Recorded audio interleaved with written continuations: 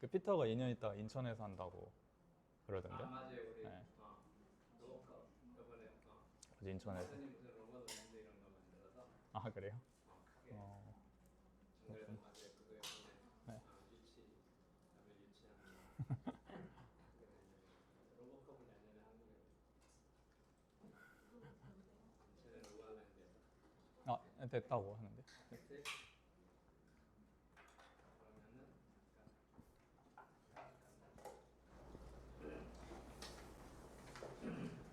그러면은 잠깐만 소개하고 아, 네. 시작하겠습니다.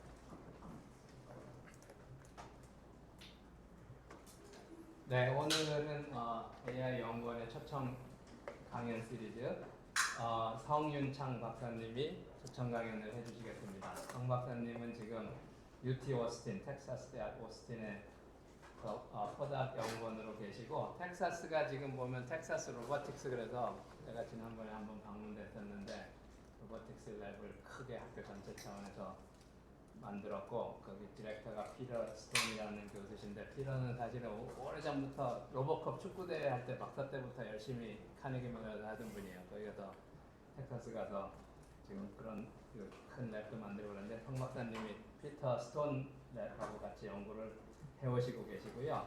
잠깐 소개드리면은 박사학위는 버지니아 공대에서 전기 컴퓨터공학부에서 박사를 하셨고 그 다음에 MIT에서 박사후 연구원을 하셨는데 MIT에서도 사실 레슬리 캘블린이 강화학습 일찍 하신 분이에요. 로보틱스. 그 다음에 토마스하고 두 분이 항상 같이 연구하시는데 거기서 포닥 연구를 하시고 그 다음에 이제 텍사스 오스틴으로 가셔가지고 컴퓨터공학과에서 아까 말씀드린 피터 스톤 그룹하고 주로 연구를 하면서 계십니다.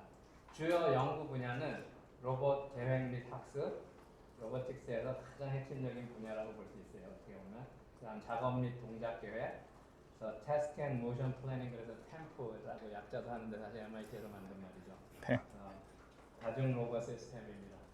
연구 분야는 그 다음에 2019년에 RSS 파이오니어로 선정되셨고 RSS 학회를 모르시는 분도 계시겠지만 로보틱스에서 논문 내기가 제일 어려운 분야 중에 하나예요. 그래서 이론을 해야 되고 로보틱스 사이언스 앤 시스템스죠. 거기서 선정되셨고 아이로스 2021에서 최고의 인지 로봇 논문상 후보에도 올랐고 최고의 로보컵 논문상도 수상하셨습니다. 자, 그러면 큰 박수로 오늘 맞이해주세요.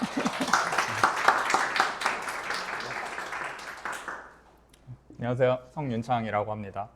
일단 소개 잘 해주셔서 감사하고 그 방학 마지막 주인데 다들 귀중한 시간 내주셔서 와주셔서 감사합니다. 오늘은 일단 제가 이제 어떻게 하면 이제 그 Long Horizon Robot Decision Making을 이제 얻기 위한 그 대주제를 가지고 이제 가장 큰 관심을 갖고 있는 제 연구에 대해서 소개하는 시간을 갖도록 하겠습니다. 이제 교수님께서 제 연구를 소개해 주셨는데 이제 간략히 제가 또 소개해드리면 이제 저는 고대에서 학사 석사를 받고 버지니아 텍에서 박사학위를 수료했습니다.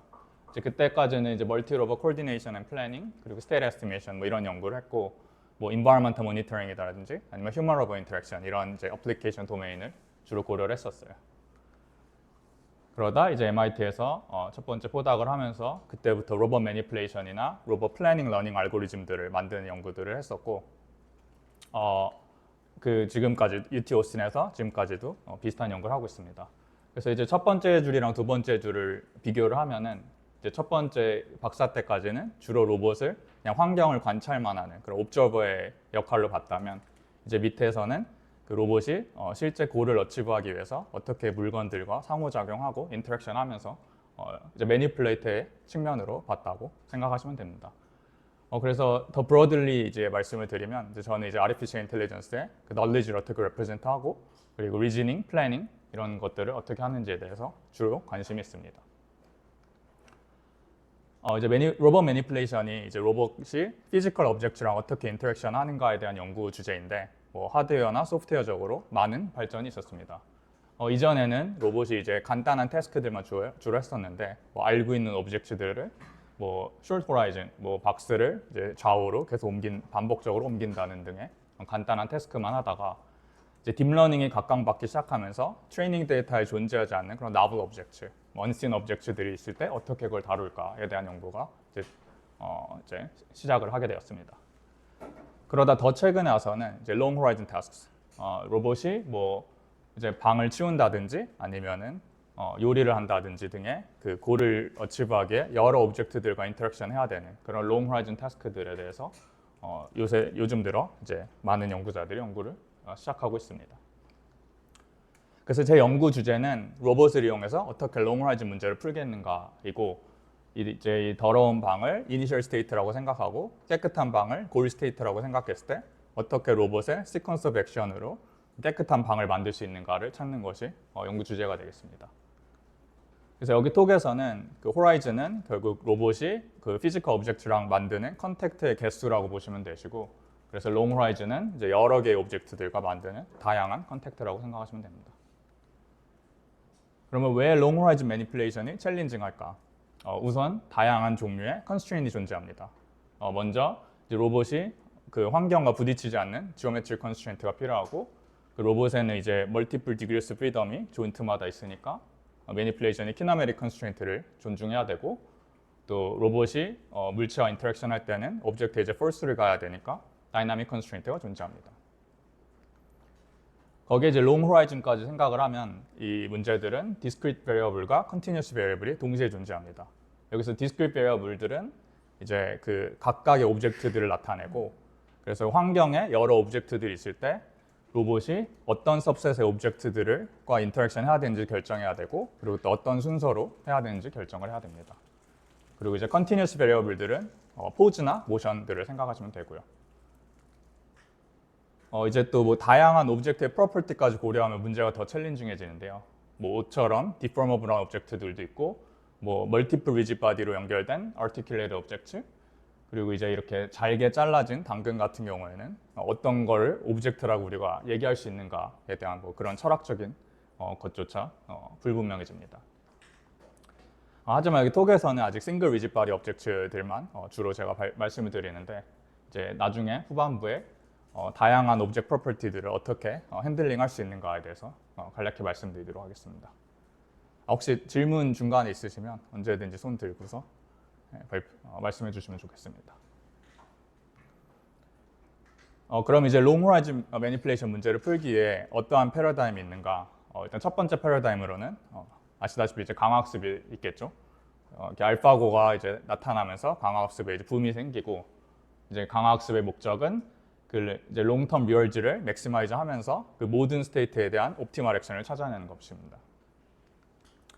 그러면서 RL이 이제 로보틱스에도 이제 다양한 태스크에 이제 적용이 되면서 연구가 됐고요. 이제 이 패러다임의 장점은 되게 복잡한 행동을 배울 수 있고, 또 RL 프레임워크 자체가 되게 제너럴하기 때문에 다양한 애플리케이션이랑 도메인에 큰 변화 없이 적용할 수가 있습니다. 하지만 이제 RL에는 잘 알려진 그런 어려움들이 있는데, 뭐 샘플이 되게 많이 필요하고, 그리고 어떠한 행동을 배우면 이제 새로운 행동을 배우기 위한 그 제너럴라이제이션이 어렵고, 그리고 또 태스크를 디파인할 때 리얼들을 어떻게 정의하는지도 되게 트리키합니다. 또한 이제 옵티멀 액션을 배우지 않는 한은 이런 RL 방법을 이용해서 뭐 방을 깨끗이 치운다든지 이제 그런 골 리처빌리티에 대해서도 우리가 확신할 수가 없죠. 두 번째 패러다임은 요새 이제 많이 연구가 되고 있는 그런 파운데이션 모델 어프로치인데, 이제 결국 로봇 파운데이션 모델은 뭐 수억 개의 그런 파라미터들로 이루어진 그 자이언트한 그런 뉴럴 네트워크라고 보시면 되고, 그 인터넷 스케일의 그 데이터에서 프리트레인된, 그래서 이것들의 목적은 그 다운스트림 태스크가 주어졌을 때 파라미터 밸류를 최대한 빨리 어댑트 해가지고 다양한 문제들을 잘 풀겠다라는 것이 핵심 아이디어입니다. 그래서 아시는 것처럼 그 오픈AI 클립이나 뭐 챗GPT 같은 것들이 대표적인 예고, 이제 구글 딥마인드 같은 데서 이제 로보틱스에도 이제 많이 적용이 돼서 요즘 들어 많은 연구가 되고 있습니다. 그래서 이 패러다임은 인터넷 스케일 데이터에서 프리트레이닝 했기 때문에 그 되게 스트롱한 제너럴라이제이션이 될 거라고 우리가 예상할 수가 있고, 그리고 또 이제 랭귀지의 캐패시티가 있기 때문에 휴먼 로봇 인터랙션에도 자연스럽게 적용할 수 있다는 장점이 있습니다. 이제 대표적인 단점이 이제 이런 모델이 아웃풋하는 것이 이제 true reasoning인지 아니면 hallucinated reasoning인지 이제 그거를 판별하기가 되게 어렵고요. 더 중요한 거는 그 아래 러프 패러다임 말씀드린 것처럼 이 파운데이션 모델이 아웃풋하는 걸로 과연 고래에 갈 수 있는지 없는지에 대해서 우리가 확신할 수가 없습니다. 그리고 이제 마지막 패러다임이 아까 교수님께서 말씀해주신 타스크 모션 플래닝 그리고 오늘 톡의 핵심 주제가 되는데요. 이제 템프는 그 플래닝 프레임워크의 한 종류로서 이제 골을 얻기 위한 그런 시퀀스 오브 액션을 찾아주는 프레임워크라고 생각하시면 됩니다.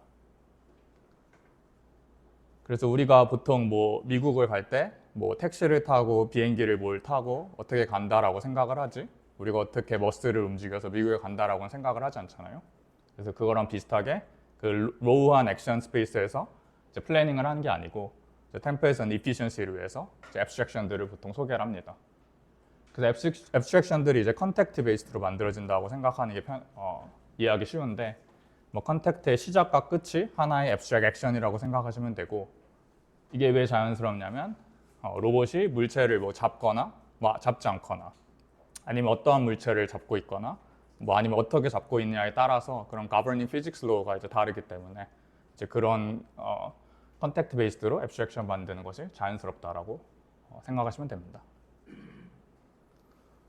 그래서 이제 템프에는 task level reasoning이 있는데 뭐 abstract states가 이제 logical expression들을 얘기하고 이제 이게 true, false로 evaluate 될 수 있는 statement들을 나타내고요.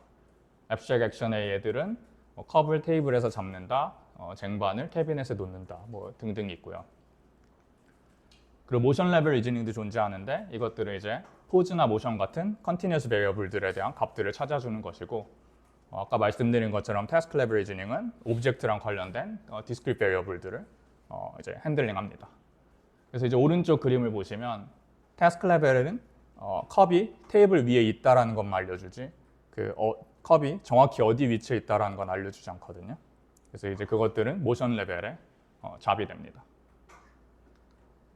그래서 이제 템프 프레임워크는 스트럭처가 되게 리치하기 때문에 플래닝이 실패했을 때 어떠한 컨스트레인이 바이올레이트 된지를 우리가 쉽게 알 수 있고 그렇기 때문에 이제 인터프리테이션이 좋다라고 생각하시면 됩니다.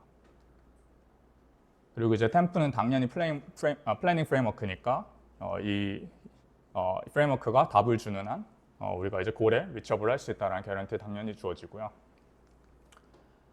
하지만 이제 템프도 그냥 적용할 수 있는 게 아니라 아까 말씀드린 것처럼 뭐 true, false 같은 그런 심볼들이나 아니면은 뭐 액션 모델 같은 그런 다양한 모델들이 있어야 되거든요. 그래서 그것들은 유저가 뭐 엔지니어를 하거나 아니면 데이터에서부터 배워야 됩니다. 그리고 또 템프가 그 스트럭처가 되게 많은 만큼 이게 그 서치 스페이스가 되게 복잡한 그런 문제거든요. 그래서 컴퓨테이션이 되게 비싸고 그렇기 때문에 플래닝 타임이 주로 되게 깁니다. 그래서 이제 모델을 어떻게 배우는가에 대한 연구 방향들도 있고 저도 이제 최근 들어 그 브라운 대학의 조지 코니다레스가 이쪽으로 연구를 많이 진행을 했는데 이 그룹이랑 해서 어떻게 뉴로 심볼 러닝 같은 거를 할지에 대해서 최근에 이제 연구를 진행하고 있고요. 이제 하지만 오늘 톡에서는 어떻게 템프의 그 플래닝 컴퓨테이션을 어떻게 낮출 수 있는가에 대해서 말씀드리도록 하겠습니다. 그래서 이제 제 연구의 미션을 이제 한 줄로 요약하면은 그 General Purpose Intelligence 로봇을 위한 이피션트한 알고리즘을 만드는 것인데 이제 궁극적으로는 하나의 알고리즘 프레임워크가 그 다양한 태스크와 다양한 도메인 인바이러먼트에 적용되는 것을 목표로 하고 있습니다. 그래서 뭐 아주 간략하게 뭐 이제 세 가지 정도의 그런 그 어프로치가 있거든요. 템프를 풀기 위해서. 그래서 아주 간략하게 말씀을 드리면 첫 번째는 먼저 task level reasoning을 하고 그 다음에 motion level reasoning을 합니다. 이게 무슨 말이냐면 task level reasoning에서는 그 abstract action들의 시퀀스를 찾아낸 다음에 그 다음 motion level에서 그 찾아놓은 abstract action들마다 그 continuous variable들의 그 value들을 찾아줍니다. 그랬을 때 manipulation constraints를 다 만족하는지를 보고 그게 실패하면 다시 또 task level로 와서 다음 시퀀스를 찾고 뭐 이거를 계속 반복합니다. 답을 찾을 때까지. 두 번째 방법은 그걸 이제 반대로 하는 건데 여기서 모션 레벨에서 그 시퀀스를 고려하지 않고 모든 continuous variable들의 값들을 샘플을 한 다음에 그 다음에 task 레벨에서 그 샘플된 밸류들을 이제 시퀀스를 연결을 하면서 manipulation constraints들이 다 만족을 하는지를 체크합니다. 이것 또한 계속 답을 feasible한 솔루션을 찾을 때까지 반복을 하고요. 그리고 이제 마지막 어프로치는 이제 task level이랑 이제 motion level reasoning을 interleaved하게 하는 건데, 뭐 여기 보시는 뭐 search tree처럼 어떤 오브젝트들을 할지, 어떤 grasp, 어떤 motion을 할지 뭐 이런 것들을 찾아주는 겁니다. 그래서 뭐 디테일은 그렇게 중요하진 않은데요. 하지만 제가 이제 얘기하고 싶은 거는 롱 호라이즌 문제에는 어떠한 어프로치를 쓰더라도 아직도 되게 많은 플래닝 시간이 걸리고, 그래서 어떠한 그런 펀더멘탈 챌린지들이 있기 때문에 이 플래닝 타임이 긴 것인지 제가 이제 발표를 말씀드리고 제가 어떻게 해결했는지 말씀드리도록 하겠습니다. 그래서 이제 과거 연구에 이제 그 요약을 하면은 이제 왼쪽에는 좀 전에 말씀드린 것처럼 그 세 가지 펀더멘탈 챌린지들을 제가 이제 말씀드리고 어떻게 해결했는지, 그리고 오른쪽에는 좀 더 어드밴스된 템프 문제들이 있거든요. 뭐 우리가 뭐 데드라인이 존재하거나 아니면 로봇이 한 대가 아닌 여러 대가 있을 경우에 어떻게 할 것인지에 대해 말씀드리겠어요. 일단 혹시 뭐 본문 내용 들어가기 전에 뭐 인트로덕션에 혹시 질문 있으시면 해주세요. 어느 정도 긴죠? 뭐 문제마다 다른데 조금 이따 말씀드리면 무한 4시간이 쓰일 수도 있어요. 잘못하면. 네. 오케이, 넘어가도록 하겠습니다. 이제 펀더멘탈 챌린지를 소개하기 위해서 이제 모션 플래닝을 잘 모르시는 분들도 계실 수 있으니까 모션 플래닝이 뭔지에 대해서 아주 간략하게 말씀드리도록 할게요. 그래서 여기 사각형이 컨피규레이션 스페이스를 나타내고 이 사각형 안에 하나의 점이 그 로봇의 이제 포즈를 fully specify를 해줍니다. 그리고 이거는 실제로는 하이 디멘저널 스페이스인데 그 뭐 디멘저는 이제 그 로봇의 degree of freedom이랑 매칭이 되고요. 그리고 여기서 이제 그레이 에리아는 obstacle space는 로봇이 실제 3D 월드에서 이제 environment랑 컬리전이 있는 경우를 나타내고 free space는 컬리전이 없는 것을 나타냅니다. 그래서 당연히 이제 골은 컬리전 프리 패스를 이제 찾아주는 거고요. 그래서 모션 플래닝이 되게 쉽게 생각할 수 있지만 실제로는 되게 어려운 문제입니다. 왜냐하면은 하이 디멘전에서 옵스터클 스페이스랑 프리 스페이스를 이제 익스플리시트하게 컨스트럭션하는 게 되게 비싸기 때문에 보통 플래너는 그걸 모르는 상태에서 이제 컬리전 프리 패스를 찾아야 되고, 대신에 이제 플래너는 포인트들을 쿼리하면서 이 포인트가 컬리전인지 아닌지를 체크하면서 이제 컬리전 프리 패스를 찾아줘야 됩니다. 이게 모션 플래닝이고요. 그래서 이제 첫 번째 이제 펀더멘탈 챌린지 소스가 뭐냐면은 이제 모션 플래닝 문제 중에 해가 존재하지 않는 그런 답이 없는 문제가 있을 수 있거든요. 근데 이런 경우에는 이제 우리가 플래너가 이벨리에이트 할 수 있는 그런 컨티뉴어스한 패스가 이제 무한대가 존재하기 때문에 여기서 이 인피저블한 답이 없다라는 거를 제대로 파악하지 못하면 여기서 무한대의 시간이 낭비될 수가 있습니다. 그래서 어떠한 경우에 인피저블 프로블럼이 존재하냐, 예를 하나 드리면 로봇이 이제 케찹을 잡아야 되는데 어떠한 패스를 하더라도 뭐 컬리전 프리 패스가 없다라고 생각을 해볼게요.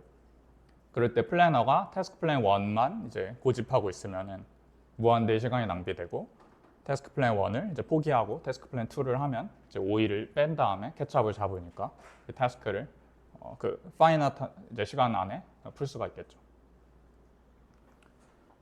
그리고 이제 두 번째 소스는 이제 컬리전 프리 패스를 찾은 다음에 우리가 보통 이제 그 패스 퀄리티를 이제 옵티마이즈를 하는데, 여기서 옵티마이즈 한다는 건 더 뭐 쇼럴 패스를 한다든지 아니면 스무더 패스를 이제 찾아낸다고 생각하시면 되고, 근데 여기서도 문제가 그 모션 플래닝은 언제 쇼러스트 패스에 닿았는지를 알 수가 없거든요. 그래서 또 이제 더 짧은 패스를 찾을 수 있을까 하면서 또 무한대로 시간을 낭비할 수가 있습니다.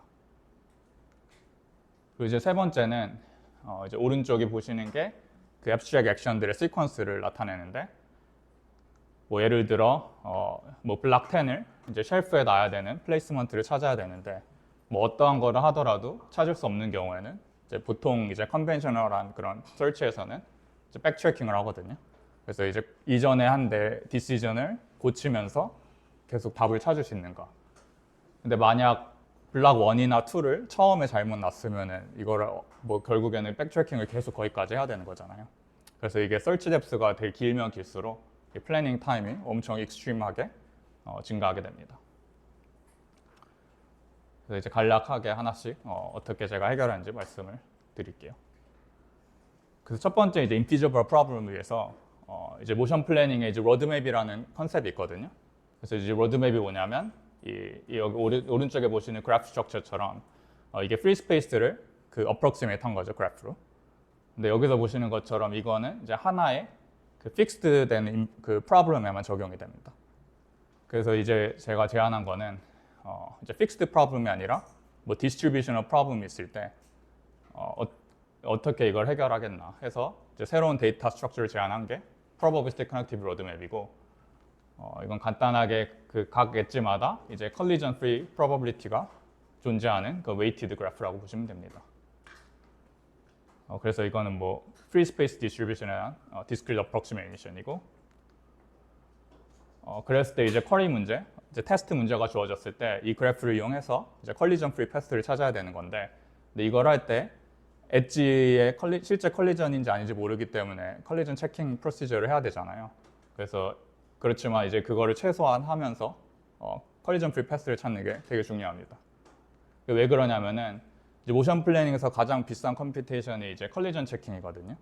이제 여기 그림 보시는 것처럼 한 포인트에 대한 컬리전 체킹을 하려면 그 로봇 메쉬의 모든 포인트와 인바이러먼트의 모든 포인트를 다 비교를 한 다음에 이게 미니멈 디스턴스가 네거티브인지 포지티브인지를 알아야지 컬리전인지 아닌지를 알 수 있을 거 아니에요. 그렇기 때문에 되게 비싼 프로시저고 그래서 엣지 이밸리에이션을 최소한 하면서 컬리전 프리 패스를 어떻게 찾을 것인가가 문제가 됩니다. 그래서 이제 제가 제안한 거는 이제 기존의 모션 플래닝 문제들은 다 해가 존재한다라고 생각을 해서 어떻게 컬리전 프리 패스를 찾는가가 이제 문제가 이제 방법이 되는데 저는 아까 보여드린 것처럼 해가 존재할 수도 있고 존재하지 않을 수도 있고 그럴 때 동시에 어떻게 다 이제 이펙티브하게 핸들링 하겠냐가 이제 컨트리뷰션이 되는데요.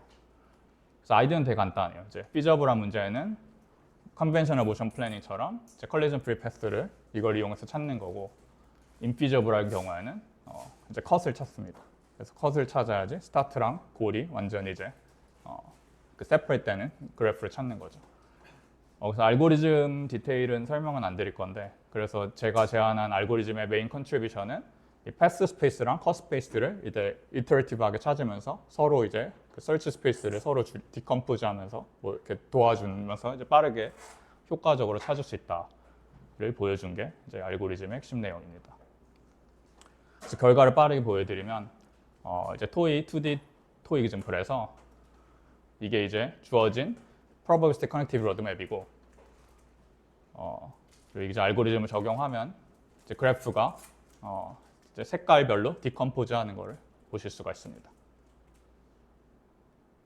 그래서 이제 뭐 feasible problem에는 이제 collision free path를 찾고 infeasible한 경우에는 이제 컷을 찾아주는데 그럴 때 이걸 7dimensional motion planning 문제에 적용을 하고 그리고 문제가 뭐 절반은 feasible한 문제였고 절반은 infeasible한 문제가 주어졌을 때 이제 뭐 베이스라인이랑 비교했을 때 엣지 컬리전 체크나 워크라고 한 타임에서 훨씬 효과적인 결과를 보일 수 있었다라는 게 이제 핵심 결과입니다. 그리고 이제 두 번째 컴플렉시티 소스인 이제 우리가 서브옵티멀한 솔루션을 갖고 있을 때 언제 이 패스를 플래너를 이제 스탑해야 되는가인데 좀 더 자세히 말씀드릴게요. 그래서 여기서 보시는 것처럼 이제 위아래가 똑같은 문제인데 이제 모션 플래너가 다르게 비헤이비어를 하잖아요. 이제 그게 모션 플래닝이 이제 내재된 그런 랜덤니스가 있기 때문인데 그래서 이 보시는 것처럼 패스 랭스가 드롭하는 게 똑같은 문제임에도 불구하고 다른 타임 스텝에 일어나는 것을 볼 수가 있습니다.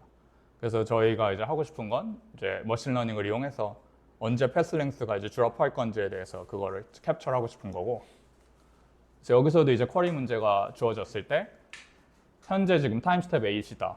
그랬을 때 이제 플래너는 결국 바이너리 디시전을 해야 되는 거예요. 내가 지금 스탑을 할 건지 아니면 컴퓨테이션을 써서 타임 스텝으로 갈 것인지. 그래서 이제 패스 랭스가 드롭하는 게 뭐 금방 일어날 것 같다 이러면은 컨티뉴 하는 게 좋은 거고 아니면 뭐 1시간 후에 패스 랭스가 드롭할 거다 그러면은 지금 스탑하는 게 좋죠. 그래서 이거는 결국에 그 솔루션 퀄리티랑 그 내가 쓰는 컴퓨테이션 타임 간의 그 트레이드 오프를 이제 고려를 한 그런 유틸리티인 거고요. 그렇지만 여기서는 이제 하나의 그 픽스드 인바이러먼트만 보여드렸는데 이제 러닝 모델이 이제 다양한 환경에 적용이 되면 이제 좋으니까 그거를 어떻게 했는지 말씀드릴게요. 그래서 이제 컴퓨터 비전의 그 이미지 클래시피케이션을 이용해서 뭐 environment 이미지를 이제 CNN에 넣어주고 그럼 CNN이 이제 옵티멀 패스 랭스를 이제 프리딕션을 합니다. 그래서 이게 필요한 이유는 이제 그 다양한 environment랑 다양한 문제에 제너럴라이제이션 해야 되기 때문에 이제 그게 바뀔 때마다 옵티멀 패스 랭스의 밸류가 바뀔 거 아니에요.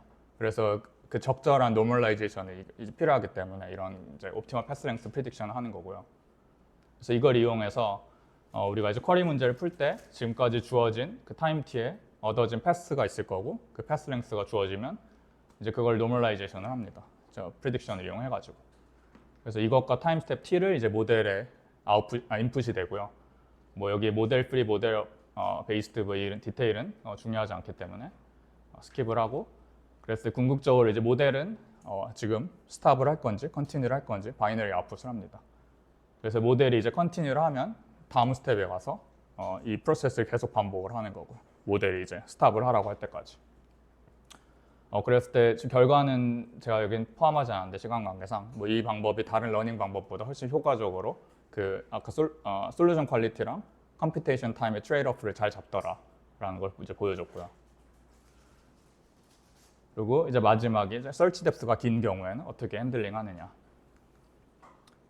아까 그 백트래킹 이그젬플 제가 간략히 말씀드렸는데 이게 이제 플레이스먼트를 이제 블락 2를 이제 블락들을 쉘프 안에 이제 체크를 해야 되는데 이게 2D 컨티뉴어스 스페이스이기 때문에 플레이스먼트가 우리가 인피니트한 개수를 이벨리에이트 할 수 있잖아요. 근데 그거는 프랙티스하게 우리가 할 수 없기 때문에 보통 뭐 샘플을 해서 하는데 뭐 예를 들어 10개의 플레이스먼트만을 체크를 해본다는 식으로.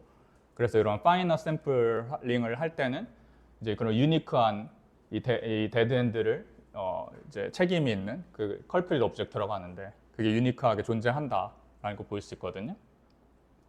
그래서 아이디어는 되게 간단해요. 백트래킹을 하지 않고 머신러닝으로 이 컬프릿 오브젝트를 바로 이제 에스티메이트를 해서 바로 이 블락 2를 내가 잘못 놨으니까 이거를 다시 올바른 곳에 놔야 된다라고 하는 것이 이제 아이디어고요. 그랬을 때 결국에 이제 모델이 묻는 게 이제 카운터 팩터 리즈닝인데 아까 블락 10에서 이제 데드엔드가 일어났으니까 그럼 블락 1부터 블락 9까지 어떤 블락이 컬프릿이었는지 이제 그거를 묻는 거예요. 그래서 이제 각 모델이 각각의 이제 캔디데이트 오브젝트마다 데드엔드를 이제 만나게 하는 그런 뭐 인텐시티를 이제 에스티메이션을 하는 거고요. 그래서 제가 예를 하나 드리면 오브젝트 3가 만약 컬프릿이었으면 어떻게 됐을까? 그러니까 이 말인즉슨 오브젝트 3까지는 지금 쉘프 안에 이제 플레이스먼트를 이미 한 거고 4부터 이제 9까지는 아직 놓지 않은 거죠. 이제 그렇기 때문에 GNN을 쓰면은 뭐 오브젝트 개수가 변하든 아니면 오브젝트의 뭐 놓는 플레이스먼트가 변하든 아니면 오브젝트의 지오메트리 쉐이프가 변하든 뭐 그런 제너럴라이제이션 우리가 이제 익스펙테이션 할 수 있기 때문에 GNN을 쓴 거고 이제 오브젝트 4부터 10까지는 아직 플레이스먼트를 안 한 거기 때문에 이거는 이제 플리 커넥티드 뉴럴 네트워크에 이제 다르게 핸들링을 합니다. 그리고 이제 또 오브젝트를 놓는 순서가 1부터 10까지 있기 때문에 뭐 RNN이든 LSTM이든 그런 시퀀스 투 시퀀스 모델을 써서 그 이제 그 모델한테 이제 시퀀스를 이제 컨스트레인으로 알려주는 거고요. 그랬을 때 결국 이제 최종적으로 모델이 아웃풋하는 거는 이제 컬프릿인지 아닌지 이거를 뭐 0부터 1 사이에 그런 인텐시티를 아웃풋하는 거고 그래서 이거를 이제 오브젝트 1부터 9까지 다 적용을 해서 가장 밸류가 큰 거가 이제 컬프릿 오브젝트다라고 하고 이제 거기서 백점핑을 해가지고 거기서 다시 설치를 하는 겁니다.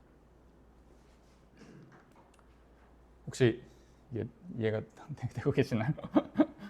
하여튼 여기 이제 유학인데 이제 좀 여기서는 일부러 좀 빠르게 넘어간 거거든요.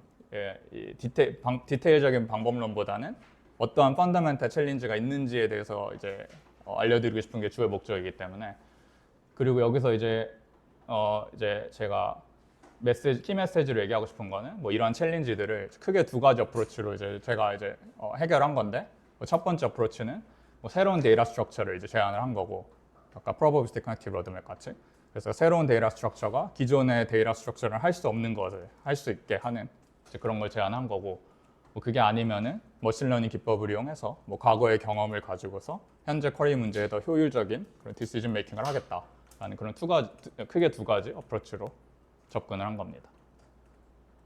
그럼 혹시 다음 내용으로 가기 전에 혹시 질문 있으신가요? 네.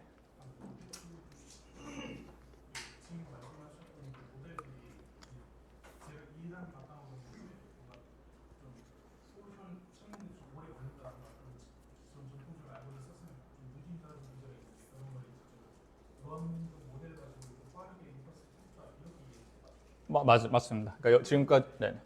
혹시 그 모델이 어떻게 트레이닝 시킨 거예요? 추억들 런으로 학습시킨 거예요? 아니면 지금까지 얘기한 건 다 뭐 RL 방법도 뭐 베이스라인으로 하긴 했는데 다 슈퍼바이즈 러닝이라고 보시면 돼요. 네. 뭐 예를 들어 이걸 이그젬플로 하면은 그러니까 트레이닝 타임이 기본적으로 좀 다 오래 걸려요. 뭐 예를 들어 이 컬프릿 오브젝트 디텍션 하는 경우에는 플레이스먼트 샘플을 최대한 개수를 늘리고 그리고 다 백트래킹을 한 다음에 해야지 실제 어떤 컬프릿이 해당 문제에서, 그러니까 실제 어떤 오브젝트가 컬프릿인지 해당 문제에서 찾을 수 있잖아요. 그래서 그걸 찾으면 그 오브젝트만 1이고 나머지는 다 0이고 그런 식으로 레이블을 해주는 거고. 그래도 매뉴얼리는 할 필요 없죠. 문제를 플래너를 돌려서 엄청 시간이 오래 걸리면은 그 하나의 문제에 대해 이제 그 인풋이랑 컬프릿인지 아닌지에 대한 그 레이블이 만들어지고 이제 그거를 여러 문제에 대해서 푸는 겁니다. 네. 지금 이제 모델 같은 경우에도 뭔가 좀 완벽하지는 않을 수가 있잖아요. 그래서 만약에 이런 틀릴 수가 있을 텐데 혹시 틀렸을 때 좀 발생하는 페널티라던가 네, 그건 좋은 질문이에요. 그러니까 이게 제가 일단 지향하는 방향은, 그러니까 저는 어떻게 보면 클래시컬한 로보틱스 어프로치랑 약간 요즘 하는 러닝 어프로치를 같이 하는 거는 저는 그게 옳다고 생각을 하거든요. 왜냐하면 클래시컬 어프로치들은 뭐 수학적으로 뭐 아니면 방법론적으로 그런 좋은 개런티들이 있는 거고, 이제 러닝 베이스로 하면 이제 그런 걸 다 잃어버릴 수가 있기 때문에 그래서 지금까지 제가 말씀드린 거는 그 러닝 베이스 방법들이 답을 잘못 알려주더라도 결국에는 클래시컬 어프로치 안에서 이것들을 쓰는 거기 때문에 뭐 결국에는 찾아낸다든지 뭐 그렇게 하는 거긴 합니다. 그리고 지금까지 설명하신 로봇 매니플레이션, 로봇 조종 원리들 있잖아요. 그런 원리들이 이제 의료 분야, 의료 산업 쪽에는 이제 어떻게 융합이 될 수 있을지 거기에 대해서 알려진 바가 없나요? 제가 정확하게 의료 도메인에 어떻게 적용되는지는 잘 모르겠는데, 네, 기본적으로 지금 제가 말씀드린 그 모션 플레잉이나 이런 방법론들은 그 로봇이나 뭐 로봇 아니면은 그 도메인 애플리케이션 도메인은 고려하지 않은 그런 제너럴한 방법이거든요. 그래서 의료 문제에도 적용이 다 될 수 있긴 하죠. 근데 거기에 뭔가 스페셜한 그런 챌린지들이 있으면은 여기서 그것들을 더 핸들링을 한 다음에 적용을 해야겠죠. 스페셜 챌린지가 있는지 없는지 알 수 있는 방법은 근데 일단 제가 그 의료 도메인에서 어떤 게 챌린지를 모르기 때문에 제가 정확히 말씀을 드릴 수 없는데, 네. 무슨 수술하는 거고 이런 걸 얘기하시는 거예요? 아니면은 뭐 수술하거나 근데 CT 촬영하거나 뭐 그런 네. 것들. 근데 이거 실제로 그 모션 플래닝 하는 사람들 중에서 론 알츠 그 라스트 네임이 헷갈리는데 그 UNC 채퍼힐에 있는 그 교수님이 계시거든요. 그분 같은 경우도 실제 그 메디컬 도메인의 그런 모션 플래닝 문제를 풀고 그렇게 하는 분야가 꽤 많이 있어요, 모션 플래닝에. 근데 제가 그쪽 페이퍼를 많이 보진 않아서 어떠한 그쪽에 스페시픽한 챌린지가 있는지는 제가 잘 모르겠습니다. 네. 첫 번째 그 인비지블 플래닝 관련해서 말씀하셨을 때 네. 프로버리스틱 프리티브 로드맵을 학습한다고 하셨는데 그럼 그거는 그 로봇 고유의 그 로드맵을 말씀하시는 거예요? 아니면 특정 그 테스트에 대해서 그 로드맵을 말씀하시는 거예요? 둘 다 해당되죠. 특정 로봇이 바뀌면 다시 배워야 되는 거고, 왜냐하면 디멘전도 바뀌고 그 프리 스페이스 뭐 옵서클 스페이스도 바뀌니까. 그리고 로봇 특정 그리고 프로블럼 디스트리뷰션 특정이죠. 프로블럼 디스트리뷰션 바뀌면 또 다시 배워야 되고. 그러면 그 테스트에서 그러면 뭐 오브젝트 위치가 바뀌던지 그런 것들에 대해서는 그 판단을 안 하기 때문에 그게 트레이닝 문제의 그 디스트리뷰션이 다 커버가 되면은 되죠. 예. 뭐 아웃 오브 디스트리뷰션까지 되는 거는 너무 욕심인 것 같고 적어도 인 디스트리뷰션 안에서 트레이닝 문제가 충분히 많았다. 커버가 된다. 뭐 인터폴레이션으로 그러면은 핸들링이 되겠죠. 네, 알겠습니다. 넘어가겠습니다. 그래서 지금까지는 이제 아주 되게 베이직한 그런 템프 문제에 대해서 제가 말씀을 드린 건데 뭐 조금 더 이제 그 새로운 컨스트레인트가 있는 더 제너럴한 버전의 템프 제가 최근에 연구하고 있는 걸 말씀드리겠습니다. 그래서 이거는 아직 이제 리뷰 중인 페이퍼긴 한데 이제 템프에 이제 데드라인 같이 포함했을 때 어떤 문제가 있을까? 그래서 뭐 예를 들면은 이제 버스가 10분 후에 떠나는데 뭐 집에서 버스 정류장까지 갈 수 있는 루트가 여러 개 있다든지 뭐 아니면 로봇 셰프가 1시간 안에 요리를 해야 되는데 똑같은 요리를 만들 수 있는 또 여러 가지 방법이 있을 때 그럴 때 플래너가 어떻게 내 시간을 이제 컴퓨테이션을 얼로케이션을 해가지고 그 여러 옵션에 대해서 그래서 엑세큐러블한 플랜을 그 데드라인을 만족하는 걸 찾을 수 있는가에 대한 내용인데 좀 더 자세히 말씀드리면은 여기서 이제 멀티플 옵션이 결국에 abstract plans P로 이제 표현이 되는 거고 이제 각각의 abstract plan에는 뭐 abstract action들이 여러 개가 존재합니다. 그래서 뭐 버스 example 같은 거는 뭐 예를 들어 abstract action 1을 이제 하면은 뭐 사거리 1에 가 있어야 된다. 뭐 아니면은 뭐 로봇 셰프 example에는 abstract action 3를 하면 뭐 컵을 테이블에서 잡아야 된다. 뭐 이런 게 되겠고요.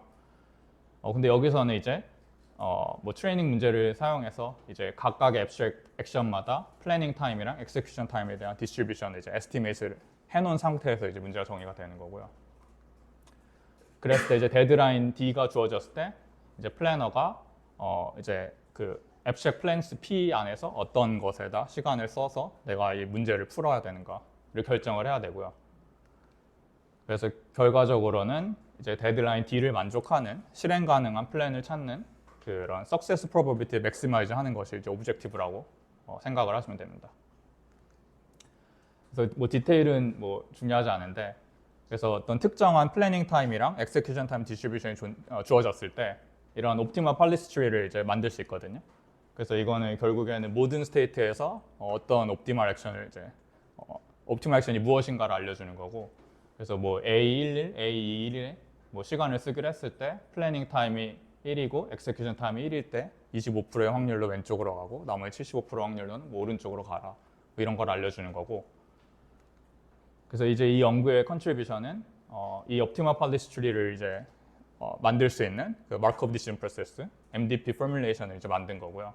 그래서 여기도 뭐 좀 복잡한데 디테일은 중요하지 않고 뭐 이제 MDP의 스테이트들은 뭐 abstract plan에다가 현재까지 얼마나 execution 타임을 썼고 뭐 플래닝 타임을 썼고 뭐 이런 것들을 다 이제 트래킹을 해야 되는 거고요. 그러면 이제 이 MDP를 풀면 문제가 끝났냐? 그래서 이제 그렇지 않다라고 하는 게 이제 이 연구의 그 이론적인 메인 컨트리뷰션이고요. 그래서 좀 전에 제안한 그 이제 MDP 프로블럼들이 NPR드다. 그래서 어떻게 NPR들을 보였냐면 이제 NPR의 그 대표적인 문제인 냅색이랑 연결을 하는 건데 뭐 아주 간단한 스케치로는 뭐 success probability의 이제 바운드를 만들고 이 바운드를 이용해서 MDP의 옵티멀 솔루션이랑 냅색의 옵티멀 솔루션은 동등하다. 그래서 NPR드다. 하여튼 중요한 거는 이 리절트가 알려주는 거는 이제 MDP를 exactly solving 하는 거는 되게 나쁜 생각이다. 그 문제가 스테이트가 조금만 복잡해져도 엄청난 시간이 걸릴 것이다 라는 걸 얘기하는 거고요. 그래서 이거는 좀 스킵을 하겠습니다.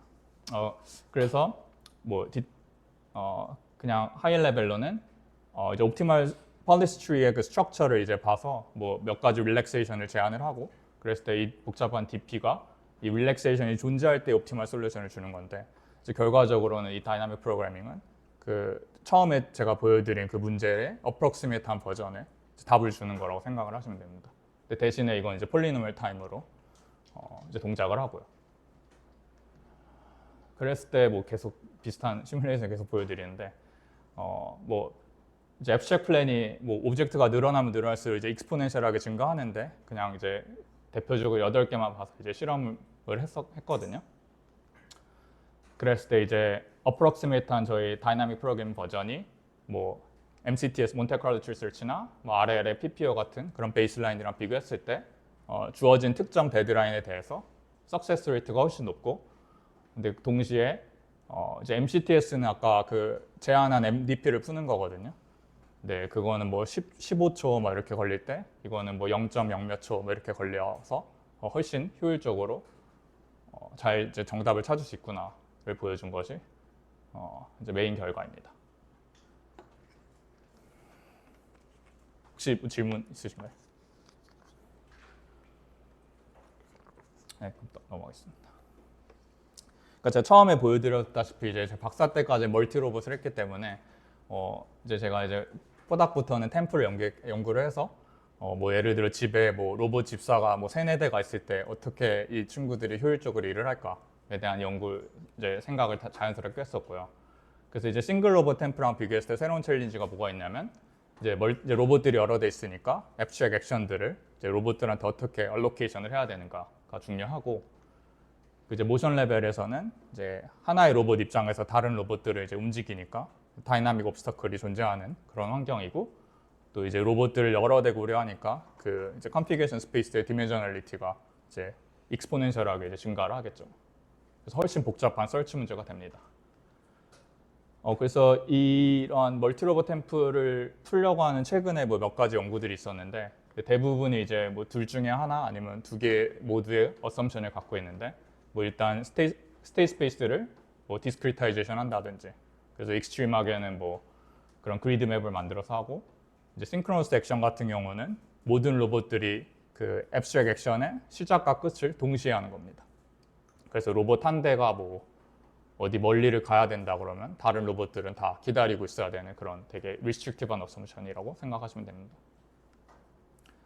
근데 이제 이런 어썸션을 이제 소개하면 단점이 그런 피저블 솔루션의 스페이스가 결국 줄어든다라고 생각하면 되는 거거든요. 그래서 이제 저희의 이제 메인 컨트리뷰션은 새로운 포뮬레이션을 만들어서 이런 어썸션을 쓰지 않고 그러면 이제 결과적으로 이제 저희 방법론이 찾을 수 있는 솔루션들을 이제 이런 어썸션들을 가지고 있는 방법론으로는 찾을 수가 없는 거죠. 그래서 최대한 그런 피저블 솔루션의 스페이스를 어떻게 극대화하는 방법이 무엇이 있을까가 이제 핵심 아이디어입니다. 그래서 뭐 또 태스크의 뭐 디테일은 중요하지 않고, 이제 중요한 거는 이제 플래너에 제가 골만 주어주고, 대신에 로봇들이 중간에 어떤 순서로 오브젝트랑 인터랙션을 어디서 해야 되는지 이런 것들은 플래너에 알려준 게 없거든요. 그래서 이런 것들은 다 플래너가 알아서 이제 다 발견을 해야 되는 거고요. 그랬을 때 이제 왼쪽에 저희의 그 에이싱크로너스 어프로치랑 오른쪽에 싱크로너스 어프로치랑 비교했을 때, 뭐 메이크 스팬은 이제 마지막 로봇이 끝내는 그 토럴 이제 엑세큐션 타임 시간이고, 그리고 이제 아이드니스는 뭐 로봇 몇 대가 아무것도 안 하고 가만히 있는 뭐 이제 그런 걸 비교했을 때 훨씬 효율적이더라. 그래서 궁극적으로는 에이싱크로너스 어프로치가 훨씬 그 넓은 솔루션을 찾을 수 있더라. 다양한 솔루션을 찾을 수 있더라가 이제 메인 결과입니다. 그래서 이제 이 포뮬레이션으로 제안한 거는 이제 처음 이제 했기 때문에, 그래서 지금 이제 콜라보레이터랑 이제 오픈 티어리 퀘스천들이 있어서 그걸 이제 풀고 있는데, 첫 번째로는 어떤 컨디션일 때 우리가 어심토릭 옵티멀한 뭐 알고리즘을 만들 수 있는가, 그리고 뭐 에이싱크로너스, 싱크로너스 어프로치를 말씀드렸는데, 그럼 이제 이 방법들이 커버할 수 있는 그 프로블럼 스페이스가 뭐 똑같은가 아니면 하나가 더 strictly large한가에 대해서 아직 알려진 바가 없습니다. 그래서 이때 지금 데드라인 오월 템프랑 멀티 로봇 템프 간략히 소개해드렸고, 시간에 딱 맞는 것 같아요. 혹시 몇 분까지 제가? 네, 알겠습니다. 네, 그럼 이제 퓨처 워크에 대해서 간략히 말씀드리고 발표를 마치도록 할게요. 그래서 일단 지금까지는 그 어떠한 그런 펀더멘탈 챌린지가 있길래 이 템프 문제들이 되게 비싸고 플래닝 타임이 긴가, 그래서 그걸 어떻게 줄일 수 있는 이피션시에 대해 집중을 했었는데, 이제 앞으로 하고 싶은 연구들은 뭐 실제 세계에 훨씬 복잡한 그런 컴플렉시티가 있으니까 어떻게 로버스트 알고리즘을 만들고, 그리고 이제 또 저는 뭐 머신러닝 기법들을 쓰니까 그런 이제 러닝 모델들의 그런 제너럴라이징 캐퍼빌리티를 어떻게 극대화할 수 있을까에 대한 아이디어를 말씀드리도록 하겠습니다. 혹시 멀티 로봇 템프 내용은 질문 없으신 거죠? 아, 네. 먼저 하세요. 멀티로그 오브젝트에서 입자클이 이제 다이나믹하게 막 바뀌는데 여기 저희가 찾고 싶은 옵티멀 솔루션을 찾고 싶을 때 옵티멀 솔루션을 찾고 싶을 때 그 로봇들의 움직임만 고려를 하는지 아니면 로봇 사실 같이 옆에 있었어도 이 팔 단위까지 그거를 고려하는지가 좀 궁금해요. 그래서 같이 옆에 서 있을 때도 팔끼리만 안 부딪히면은 옆에 있어도 뭔가 매니플레이션을 하거나 이렇게 할 수 있을 것 같은데 옵티멀 솔루션을 찾기 위해서 뭔가 로봇의 이 본체에 대한 그런 것만 이렇게 예측하고 고려하는 게 아니라 그런 로우 레벨에서까지도 걔네들을 판단하고선 솔루션을 찾는지 궁금해요. 일단 저희가 하는 거는 그 뭐 본체든 팔이든 고려하지 않고 결국엔 그 컨피그레이션 스페이스 안에서 네. 하는 거거든요. 그러니까 아까 말씀드린 것처럼 그 포인트 하나하나가 모든 네. 로봇의 풀 포즈를 찾잖아요. 네네. 근데 거기서 중요한 거는 그 아까 제가 뭐 로드맵 같은 걸 처음에 보여드렸는데 이제 로드맵을 멀티 로봇 버전에서 그 로드맵 만들려면은 디멘전이 너무 크기 때문에 엄청 비싸거든요. 네. 그 로드맵을 다 찾은 다음에 플랜을 하려면. 그래서 여기서 그게 제 콜라보레이터가 이제 그 친구가 이제 처음 제안한 내용인데 그 익스플리시트하게 로드맵을 컨스트럭션하는 게 아니라 이제 서치를 하면서 이제 임플리시트하게 컨스트럭션합니다. 그래야지 이제 모든 걸 다 만들어 놓고 거기서 패스를 찾는 게 아니고 패스를 찾으면서 컨스트럭션하는 안 그러면 너무 비싸거든요. 컴퓨테이션. 아무튼 네. 네네. 그렇게 됩니다. 네 감사합니다. 이 부분을 제가 몰라서 여쭤보는 수 있는데 그 멀티 에이전트랑 싱글 에이전트 여러 개를 뿌리는 거랑 혹시 차이점이 있나요? 멀티 에이전트랑 그러니까 이제 멀티 에이전트라는 게 뭔가 테스트가 있고 멀티 에이전트라는 게 그 어떤 한 태스크를 여러 에이전트가 이제 합심해가지고 뭔가 푸는 걸로 이해를 했는데 네네네. 근데 그러면 이제 또 하나 생각나는 게 그럼 태스크를 여러 개 좀 서브 태스크로 나눈 다음에 그냥 싱글 에이전트가 각 서브 태스크를 인디펜던트하게 해결하려고 할 수도 있잖아요. 혹시 그런 거랑 비교했을 때 혹시 막 굳이 그래도 멀티 에이전트를 해야 하는 그런 이유가 있나요? 뭐 멀티 에이전트를 하는 이유는 일단 엑세큐션 타임이 줄어드니까. 근데 저는 일단 되게 간단한 태스크만 했는데 픽앤플레이스. 뭐 네. 예를 들어 로봇 여러 대가 소파를 움직여야 되는 뭐 그런 태스크들이 있을 수 있는 거고, 뭐 로봇 하나가 뭔가를 들고 있을 때 다른 로봇이 뭔가를 하는 뭔가 협업해서 어셈블리를 한다든 뭐 컨스트럭션 할 수 있다든 뭐 그런 이제 다음 챌린지들이 있거든요. 이제 그럴 때는 뭐 피직스 같은 것도 고려하겠죠. 그 매스 디스트리뷰션을 고려해서 소파를 다 한쪽에서 잡는 게 아니라 어떻게 로봇들이 퍼져서 잡니 뭐 이런 것까지 고려를 해야 되는데 근데 말씀하신 것처럼 일단 제가 처음에 태스크 레벨에서는 앱스트랙 액션들을 얼로케이션 디스트리뷰션을 해야 된다고 했잖아요. 그래서 그것들을 어떻게 잘 디스트리뷰션 해야지 이 엑세큐션 타임을 줄일 수 있는가, 그것도 중요한 문제죠. 그래서 그쪽 연구들을 막 AI 플래닝 그쪽 이제 그런 모션 플래닝을 고려하지 않은 그 심볼 월드에서만, 로직 월드에서만 하는 그쪽 커뮤니티에서 되게 많은 연구들이 있거든요. 멀티 에이전트 플래닝이라고 해가지고. 그래서 저희는 그쪽을 레버리지합니다. 네 알겠습니다. 감사합니다. 네네, 감사합니다 질문. 네, 그러면은 이제 로버스 플래닝. 이제 뭐 제가 지금까지는 되게 간단한 시뮬레이션만 보여드렸는데 이제 실제 로봇을 쓰면 포인트 클라우드를 보면 이게 이제 로봇이 보는 실제 뷰잖아요. 그러면 이제 뭐 실제 세상에서는 액션과 퍼셉션에 대한 언설턴티도 존재하고 또 뭐 랩탑 뒤에는 무슨 오브젝트가 있는지 로봇이 볼 수 없고 또 이제 카메라도 필드 오브 뷰가 이제 리미테이션이 있습니다. 그리고 partial observability가 존재하는 거고 그래서 결국에 이게 이제 얘기하는 게 이제 partially observable MDP, POMDP 문제를 푸는 건데 POMDP 문제는 스테이트가나 옵저베이션이 조금만 복잡해져도 엄청 비싸거든요.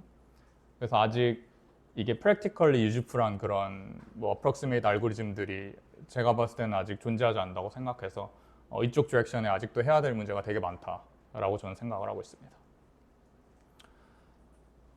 그리고 이런 uncertainty 외에도 제가 아까 뭐 모델들, 심볼들이나 뭐 액션 모델들 이런 것들이 다 주어져야 된다고 그랬는데 로봇이 새로운 문제를 풀라고 했을 때 그 모델이 incomplete 할 수가 있잖아요.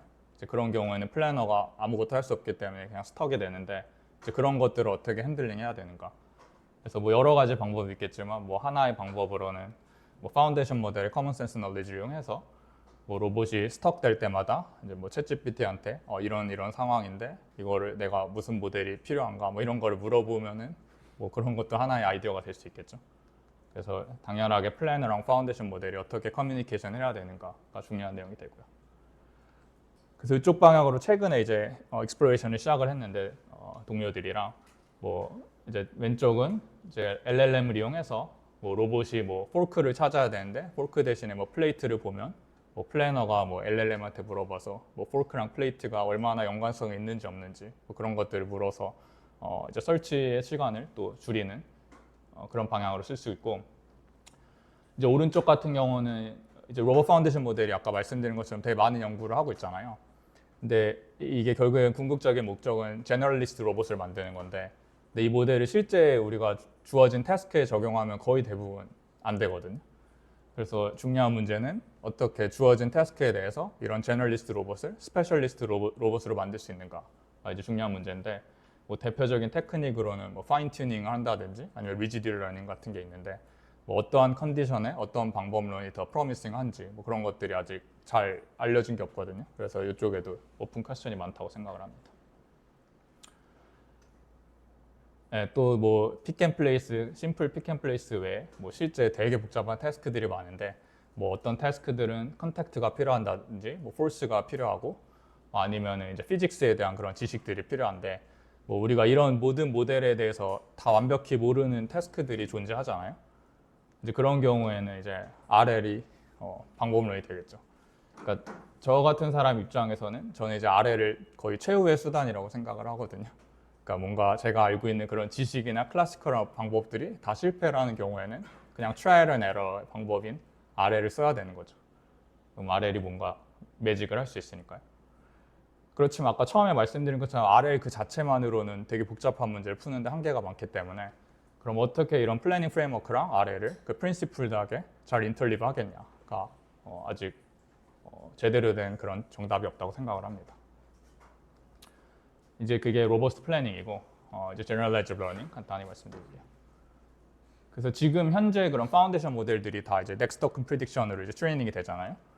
그래서 이제 많은 리서처들이 얘기를 하는 게, 아직 대안은 없지만 이게 우리의 지식은 이렇게 그 인텔리전스는 이걸로 트레이닝 되지 않았다. 그래서 뭔가 얼터너티브랑 그런 트레이닝 모델이 있을 거고, 하지만 아직 아무도 답은 없죠. 그래서 뭐 얀루쿤의 요새 톡을 들으면 얀루쿤이 이제 4가지 포인트 아웃하는 게, 이런 방식으로 트레이닝된 파운데이션 모델들은 우리 그 리얼 월드에 대한 피지컬 언더스탠딩이 없고, persistent memory, reasoning, planning 이런 것들이 잘 안 된다라고 얘기를 합니다. 그래서 이제 제가 뭐 플래닝 애스펙트를 이제 어드레스하는 2가지 프로포절이 있는데, 그게 이제 올바른 프로포절이기를 희망하고요. 그래서 첫 번째는 이제 데이터 애스펙트에 대한 내용입니다.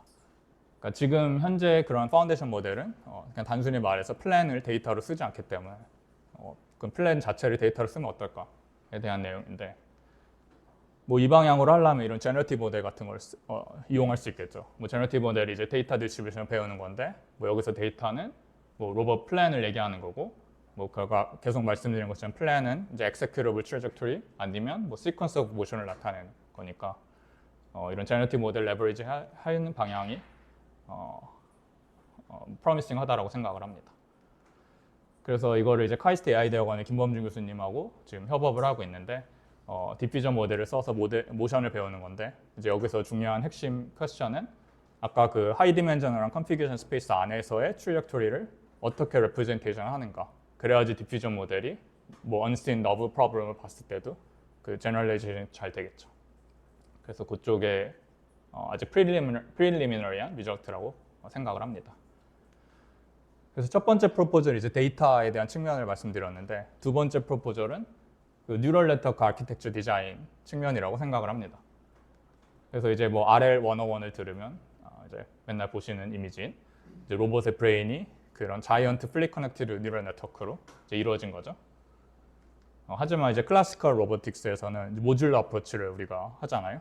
뭐 퍼셉션을 하고, 에스티메이션을 하고, 플래닝을 하고, 컨트롤을 하고. 그랬을 때 이제 제가 생각했을 때 중요한 문제는 이제 세상을 우리가 뉴럴 네트워크로 로봇이 바라볼 때 어떻게 이 모듈러 어프로치를 이제 뉴럴 네트워크 디자인을 할 때 이거를 인덕티브 바이어스로 인코드를 하겠는가가 이제 중요한 문제라고 생각을 합니다. 이제 이렇게 하면은 단점은 우리가 fully connected neural network를 안 쓰기 때문에 information bottleneck이 있어서 그런 neural network의 expressiveness 파워는 줄어들겠지만 장점으로는 데이터가 적더라도 주어진 태스크에 대해서 이게 훨씬 적은 데이터로 배울 수 있다고 생각을 하고, 그리고 뭔가 페일이 일어났을 때 뭐 어떤 모듈에서 페일이 났는지 그런 인터프리테이션 케이퍼빌리티도 얻을 수 있다고 생각을 합니다. 네, 지금 제 과거, 현재 슈퍼바이저, 동료들, 펀더들이고요. 네, 여기까지 발표를 마치도록 하겠습니다. 감사합니다.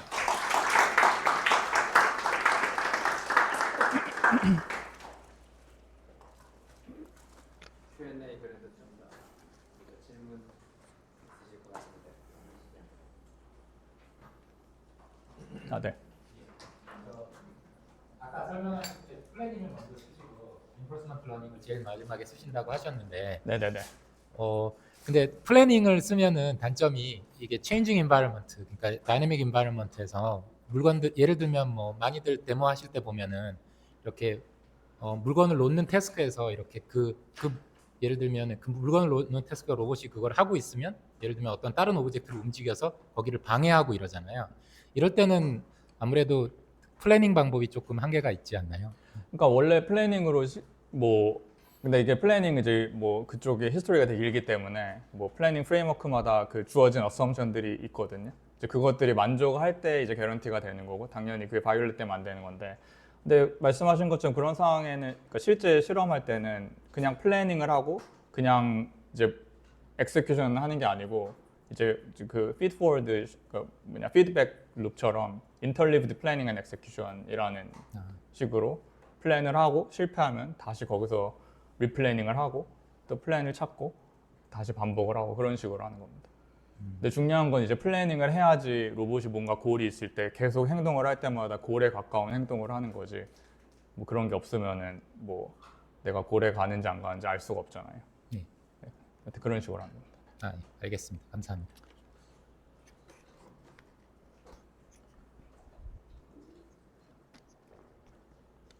아, 네.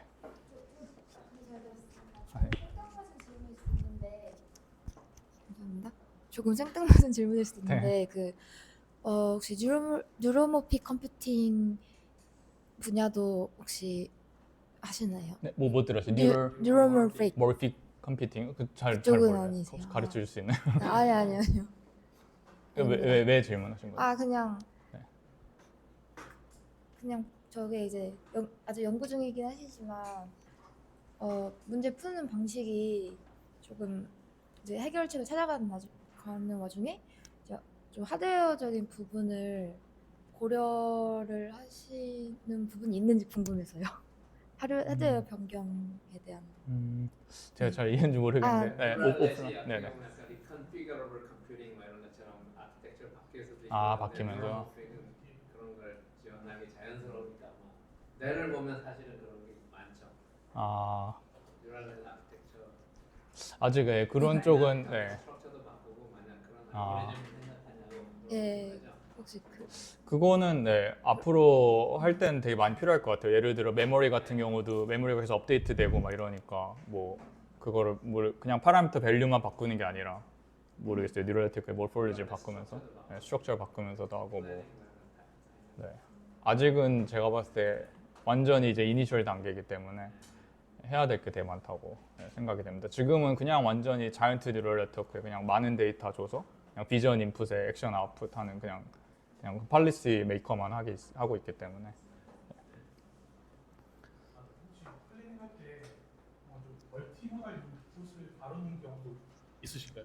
예를 들어 가지고 이제 뭔가 태스크가 있으면은 뭔가 물건을 어디에다 옮겨라라고 하면 그런 인스트럭션이 주어지면은 뭐 어떤 오브젝트를 어디다 옮겨라라는 걸 뭔가 심볼 같은 거를 만들기가 좀 편할 것 같은데, 근데 네. 뭐 예를 들어서 막 음성이라든지 비전이라든지 이런 거를 좀 심볼화하기가 좀 애매한 경우가 많잖아요. 혹시 그런 경우도 혹시 플래닝을 한 적이 있는지? 그런 쪽 연구도 많이 하고 있죠. 예. 그 뭐 랭귀지를 어떻게 그라운딩 하겠냐. 그게 다 그라운딩 문제인 건데 이미지든 랭귀지든 그라운딩을 하고 심볼에 그라운딩을 한 다음에 피지컬하게 그 다음에 그 심볼 세상에서 이제 문제를 푸는. 그건 이제 전통적으로 많이 됐는데 이제 템프가 좀 더 어드밴스드 문제는 그냥 심볼 레벨에서 하는 게 아니라 실제 리얼월드의 그런 컨티뉴스한 레벨까지 고려하는 문제이기 때문에 더 복잡한 건데 하여튼 그런 방향 연구하는 사람들 많이 있습니다. 알겠습니다. 감사합니다.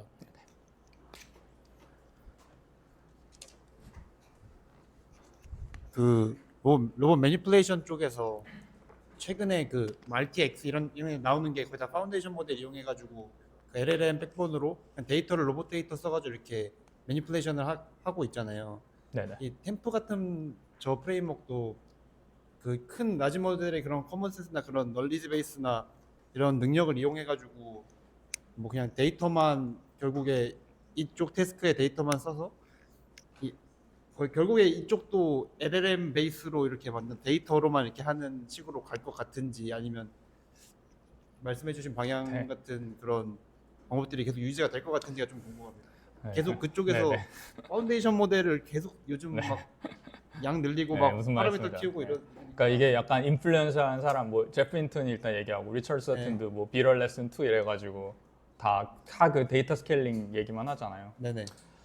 그렇지만 모르겠어요. 제가 뭐 그게 그런 사람들이 얘기하니까 뭐 맞을 수 있겠지만 아직은 못 봤고 뭐 우리가 실제로 그리고 제 개인적인 그 학자로서로는 그 다 똑같은 그런 연구하면 좀 재미가 없다고 생각을 하거든요. 특히 그 데이터 스케일링 하는 거는 이 학문적으로는 뭔가 재밌는 문제가 있는 건 아닌 것 같아서 그래서 저는 이 두 개 방향이 결국 돼야지 아까 말한 것처럼 좋은 인덕티브 바이어스가 있어야지 뭐 예를 들어 그런 피직스가 뭐 결국에 다 시메트리가 피직스의 뭐 가장 핵심 키 컨셉이라고 하는 것처럼 그게 있기 때문에 우리가 다 뭔가를 할 수 있는 거잖아요.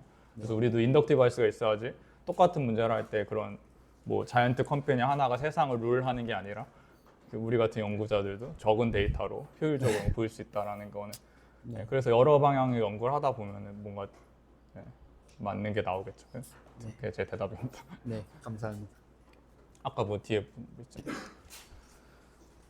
그 멀티 로봇 매니플레이션 실험 관련해서 궁금한 점이 있는데요. 네. 이게 그 혹시 로봇이 일단 뭔가 두 가지 질문이 될 것 같고요. 일단 로봇을 보통 얼마까지 몇 대까지 두시고 실험을 하는지가 하나 궁금하고요.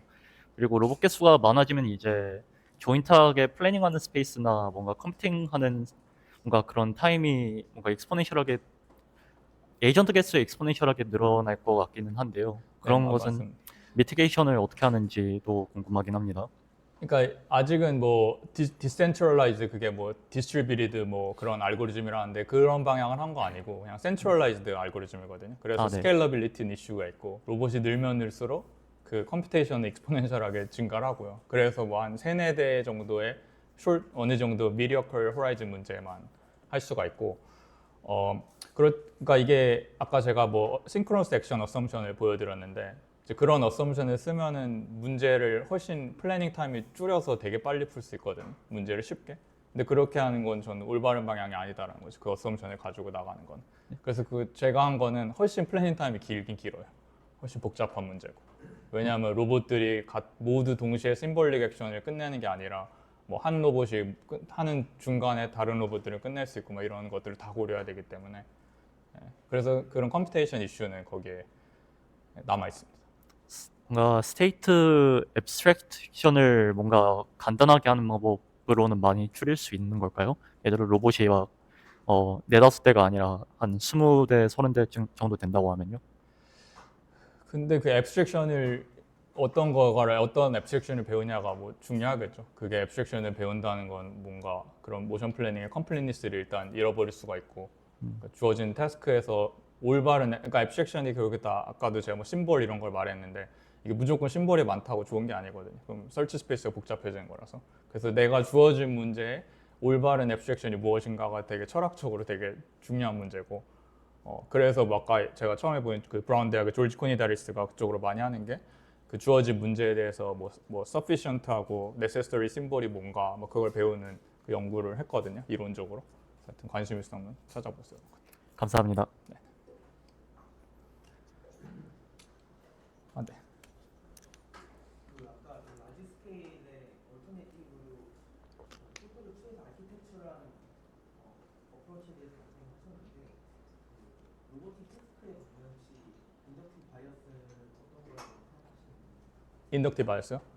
인덕티브스 아까 제가 보여드린 딱 그 그림 일단은 perception, estimation, planning, control 그러니까 하나하나가 다 일단 뭐 어떻게 이 컴포넌트가 뉴럴 네트워크들이 뭐 연결되고 어떻게 할지는 뭐 저 잘 모르겠는데 뭐 따로 가장 쉽게 얘기해서는 각각 하나하나가 뉴럴 네트워크 뭐가 될 수 있겠죠. 네, 그러면은 뭐 그렇죠. perception은 인풋이 뭐 비전 뭐 RGB도 인풋이 되고 아웃풋은 뭐 모르겠네. 뭐 에스티메이트의 아웃풋은 뭐 스테이트가 될 거고 스테이트의 플래닝의 아웃풋 주면은 뭔가 시퀀스 오브 액션이 나올 거고 뭐 그럼 컨트롤 레벨에 뭐 팔리스가 나올 거고 뭐 이런 식으로. 네.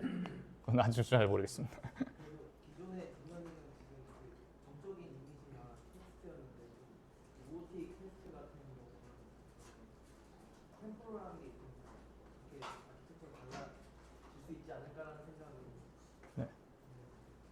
아, 네. 뭐 잘 안 들리긴 했는데. 네. 그 트랜스포머나 아니면 뭐 CNN 같은 것들을 그냥 정적인 RGB 데이터나 아니면 마이크를 써가지고 하면 온라인 안전하게 조금만 목소리 좀만 키워줄 수 있나요? 네, 잘 안 들려. 들리시나요? 네네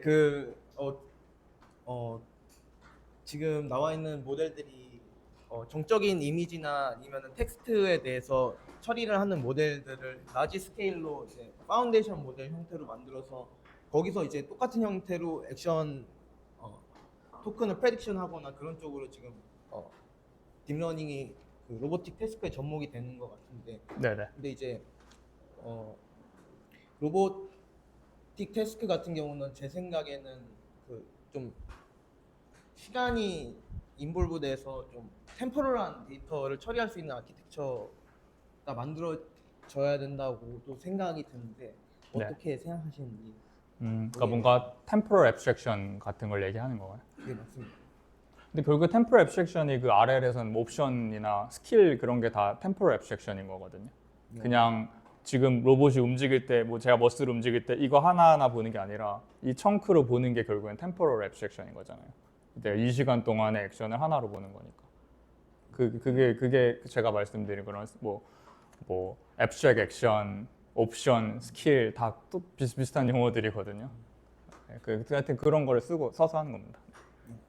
관련되는 질문인데 제가 네네. 보기 진짜로 중요한 철학적인 질문일 수도 있고 지금 AI가 부딪힌 진짜 문제인데 네네.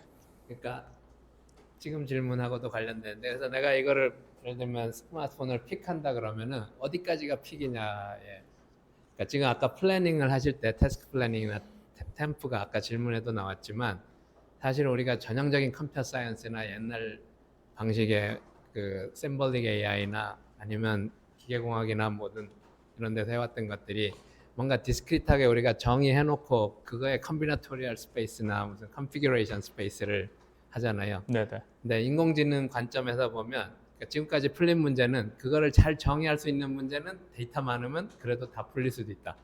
텍스트 명확하죠. 단어 버캐블러리 10만 버캐블러리로 무슨 지금 수천 페이지를 앞에를 볼 수도 있고 근데 어쨌든 텍스트가 되는 이유는 디스크리트예요. 그 맞습니다. 명확히. 이미지도 정말로 복잡해서 안 될 거라고 생각했지만 따져보면 픽셀이에요 결국은. 맞습니다. 그리고 템포럴한 시퀀스도 있어. 근데 이제 그거에 비해서 액션으로 가면 다이내믹스 템포럴한 부분이 있기 때문에 내가 그러니까 픽이라는 단어 하나를 수행한다고 해도 이게 어디까지가 픽의 액션이고 지금 얘기하신 네네. 거 그 바운더리도 시간적인 공간적인 아니면 다이내믹스한 바운더리가 명확치 않잖아요. 네네. 그래서 그러니까 이게 진짜 어려운 거고 철학적인 문제인데 제 생각에는 우리가 어떤 데서 답을 찾아야 되냐고 노력해야 되냐면 지금 딥러닝 방식은 이제 한 가지 극단이에요. 그러니까 perception, action, 데이터에서 출발을 한 거고 피직스 월드에서 만약에 로보틱스를 보면 데이터에서 극단적으로 온 방법인데 반해서 지금 약간 전통적인 셈벌릭 AI나 이런 아니면 전통적인 로보틱스에서 간 거는 여전히 디스크리트한 거 정의해 놓고 거기서 오는 근데 결국은 그래서 어떻게 되면 프리미티브가 여기서 정의해 놓고 가는데 사실 프리미티브 자체를 그게 이제 무감독 학습이 잘하는 건데 머신러닝에서는 자체도 알아서 찾아가야 되는 어떤 네. 알고리즘이 네. 나와야지 맞습니다. 되는 것 같아요. 그러니까 이게 픽이라고 하면 액션 우리가 하나로 보는 게 전통적인 방식이라면 그것도 답이 아니고 그렇다고 지금처럼 모르겠어요. 일단은 가고 있는데 파운데이션 모델식으로 그냥 이거 하는 거를 데이터 계속 모으면은 뭔가는 하여가 흉내내니까 사실 외워버리면 돼요. 다 지금 AI가 하는 거 사실 다 메모리 성격이에요. 제가 보기엔 다 외워버리는 거예요. 근데 프리미티브도 모르고 그냥 외우는 거죠. 네, 네. 그러니까 더 좋은 답은 아마 어쩌면 성 박사님이 지금 추구하시는 걸 것 같은데 네. 그 중간쯤에서 그러니까 맞습니다. 이거 수천만 개 모으는 것도 이건 바보짓이고 그렇다고 하나로 정의하는 거는 사실 그렇게 문제가 간단하지가 않아요. 그죠. 이게 수십만 개, 수백만 개가 될지 모르지만 그 우리가 생각하는 프리미티브 같은 게 어쩌면 브레인에서는 그게 만들어져 있고 여기저기 있는 것 같거든. 네, 네. 그래서 뭐 그런 게 큰 방향에서 내가 보기엔 중요한 건데 그게 찾아야 되는 알고리즘인 것 같아요. 맞습니다. 네, 네, 좋은 말씀 감사합니다. 그러니까 이게 진짜 어려운 문제죠. 결국에는 그렇죠. 뭐가 right abstraction인가가 되게 근데 철학적인 머신 거라서. 러닝이 그래도 명확히 힌트를 얻을 수 있는 거 아까 사실은 무감독 학습, 제너러티브 모델도 무감독 학습이기 때문에 그러니까 인터널 레이턴 스페이스의 크기나 복잡도를 어쨌든 스스로 익스팬드 하거든. 적정 수준이 어디냐가 머신러닝에서 오래된 문제인데 그다 모델 셀렉션 프로블럼인데 가장 옵티멀한 모델 사이즈가 얼마냐. 네. 근데 지금 하여간 증명하고 있는 건 계속 네. 모델 사이즈를 무식하게 키워가지고 하면 계속 뭔가는 풀 수 있다. 네, 네. 그런 건데 맞습니다. 그게 어디까지 갈지는 네. 그래서 그 안에서 사실 컴프레션하고 단순히 네. 컴프레션이 아니고 뭔가 약간 우리가 사람은 보통 언어로 하는데 언어로 생각할 수 있는 그런 프리미티브 같은 것들이 구성될 수 있는 그런 알고리즘이 여전히 아직 필요한 알고리즘이에요.